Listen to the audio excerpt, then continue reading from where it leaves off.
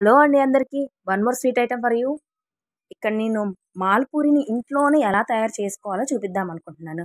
ముందుగా లూజ్ కలాకాని చేసుకోవాలి దానికోసం. ఇది టైం ఎక్కువ తీసుకుంటుంది కాబట్టి ఒక పొయ్యి మీదేమో లూజ్ కలాకాని కోసం పాలు మరిగిస్తున్నాను. ఇంకో పొయ్యి మీద షుగర్ సిరప్ చేసుకుంటున్నాను. 2 అవసరమే కదా! లూజ్ కలాకాని చేసుకోవాలి. నేను ఆల్రెడీ లాస్ట్ వీడియో చేసినప్పుడు చెప్పాను.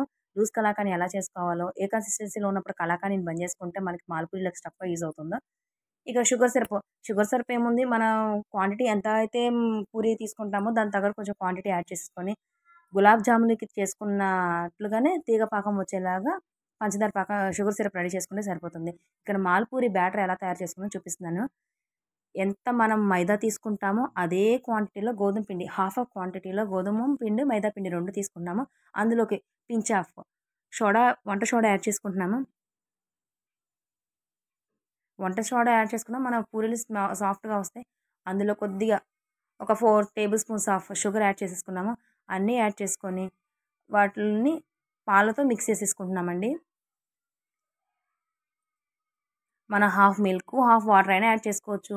వద్దనుకుంటే కంప్లీట్‌గా మిల్క్‌తోనైనా మిక్స్ చేసేసుకోవచ్చు. ముందుగా చేత్తో అలా కలపడం వల్ల లంప్స్ ఏమి లేకుండా ఉంటాయని చేత్తో మిక్స్ చేసేసుకున్నా.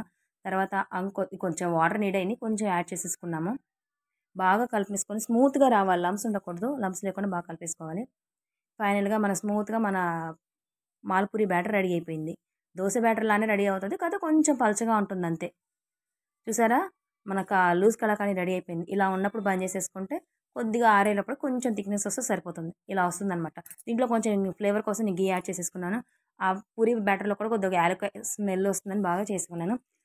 నెక్స్ట్ ఒక కడాయి పెట్టుకొని దాంట్లో నూనె యాడ్ చేసుకొని, ఆ నూనెలో మనం ముందుగా కలిపి పెట్టేసుకున్న ఈ మాల్పూరి బ్యాటర్‌ని జారుడుగా ఎత్తిపోసేసుకోవాలండి. ఎత్తిపోసుకుంటే కొంచెం స్టిక్ అవుతుంది. కడాయి అయితే ఫస్ట్ 1, 2 పోయిన తర్వాత నెక్స్ట్ ఏదైతే వచ్చేస్తుంది. ఇది ఇనప కడాయిలో అయితే పర్ఫెక్ట్‌గా వస్తుంది. మనం ఇంట్లో చేసుకుంటున్నాం కాబట్టి అలా కొంచెం ఇబ్బంది ఏం లేదు. ఆ వచ్చిన దాన్ని తీసి షుగర్ సిరప్‌లో యాడ్ చేసేసుకొని, అది డిప్ చేసిన తర్వాత తీసేసి, ఇలాగా మనం లూజ్ కలాకానీని మిడిల్‌లో పెట్టేసేసుకొని ఫోల్డ్ చేసుకోవడం అంతే. So simple.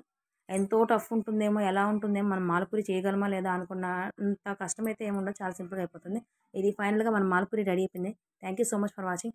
నేను ఇక్కడ ఇనుప కళాయిలో కూడా ఎలా తయారు చేయాలో చూపించాను.